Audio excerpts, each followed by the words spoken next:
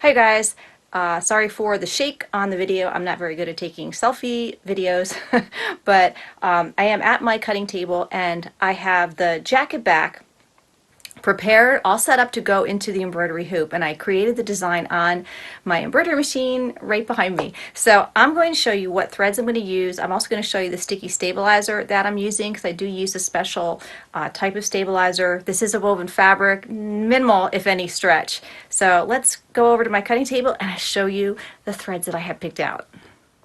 So this is my multi-needle hoop, and in the hoop I have some Filmoplast stabilizer. I really like Filmoplast because it has a nice stick to it and I don't have to hoop my fabric. Some people love to hoop. If I don't have to hoop, I won't, and on this particular piece I'm not going to.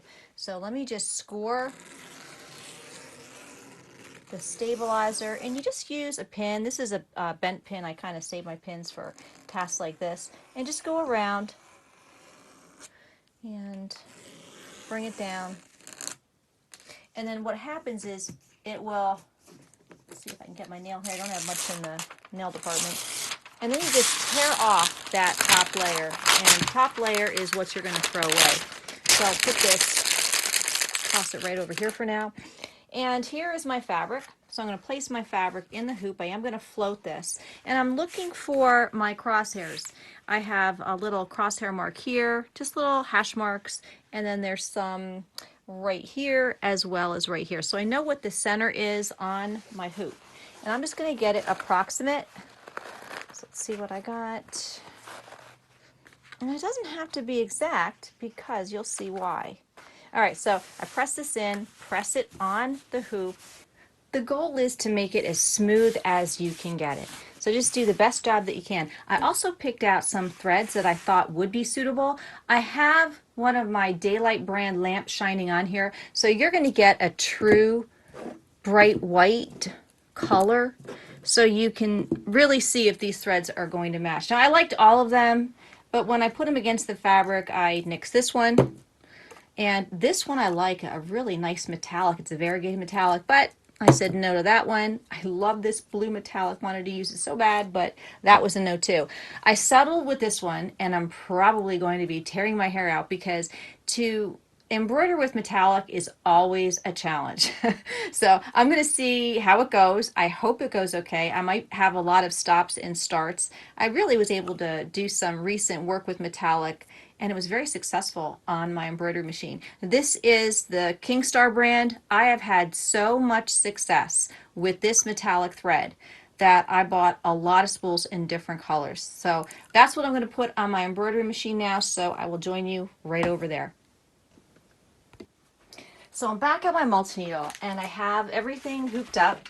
I'm going to put the hoop onto the frame holder, and I already oiled my machine and checked my bobbin to make sure I had enough bobbin thread on there. So I'm just going to push this in, make sure that the frame snaps into the pins. Okay, and this one, let's see. Oh, I got my paper there. All right, paper was in the way. All right, it snapped right into the pins, so I'm good to go. Just make sure everything is flat right here. And you can see right here, this is the design that I'm going to use. I'm going to zoom in on the screen so you can see what I'm doing. Right here you can see the crosshairs on my fabric, and I'm going to angle the camera right toward the screen. And I am ready to embroider this, so I'm just going to do edit end, moves my embroidery arm into place, and from here I'm going to, let's see, I think I will do a camera scan, press my camera, and what the machine is doing is taking a picture of the hoop, the fabric in the hoop, and I will be able to see those crosshairs on my screen. So we'll wait for that to do its thing.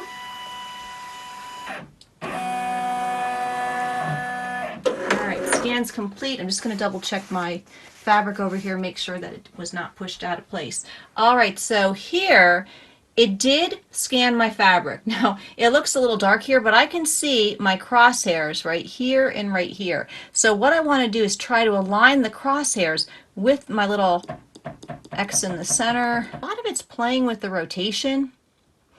and I think I'm pretty good. Now I'm also looking at the center here, and this opening in my design is a little hard to see. Let me try to bring this up to magnify it.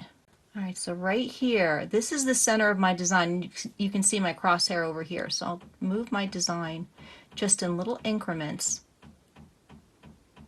And you can move it faster. And then I'll bring it down. So this is doing the alignment via the scan and a little bit more with the virtual camera. All right, so this is a virtual camera, so if I put my finger under there, you will be able to see that. So I'm really getting, it's a real-time view of what I'm doing. All right, so let me just double check. I will go out and let's see. Yeah, that really did it. I'm just going to rotate it 1 degree. All right, I think that's pretty good. I am going to start to embroider this. The last thing I want to do, you can see that all of these are set to embroidery thread number 1. I'm actually using number 9 because I was using a metallic thread before a number 9, and I just switched out the gold metallic for the silver metallic. So just for this one design, I'm just going to use my magic wand and just change all of these to 9. So I'm just telling my machine to temporarily point to a different thread number and use that one instead. All right, I don't think I have any more. Nope, I'll press OK. So I'm just going to reduce my speed to, let's see, metallic, you always go down as low as you can, 112 minutes. So it's going to take almost 2 hours for this stitch out now because I'm reducing my speed. That's typical with metallic thread. I'm going to unlock my machine and pray, because metallic always brings out the prayers, and sometimes it brings out some not so nice language. Start. There we go.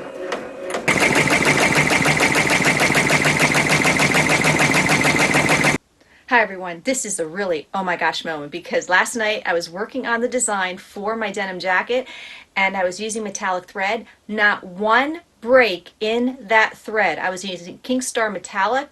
The design had over 37,000 stitches. It took 112 minutes to stitch out at 400 stitches per minute. So if you've ever worked with metallic thread, you know you have to lower your tension and bring that speed down. The machine really loved the King Star metallic. I highly recommend it. Try it on your machine, buy 1 or 2 spools, see if you like it. I love that stuff. All right, so let's take a look at the finished project. This is the embroidery design that is going to be placed on my denim jacket. This is going to be the back panel, and I still have to cut out the back panel piece. All right, so if you've been following along, you kind of get the idea where I'm going, and tonight I'm going to work on the interfacing.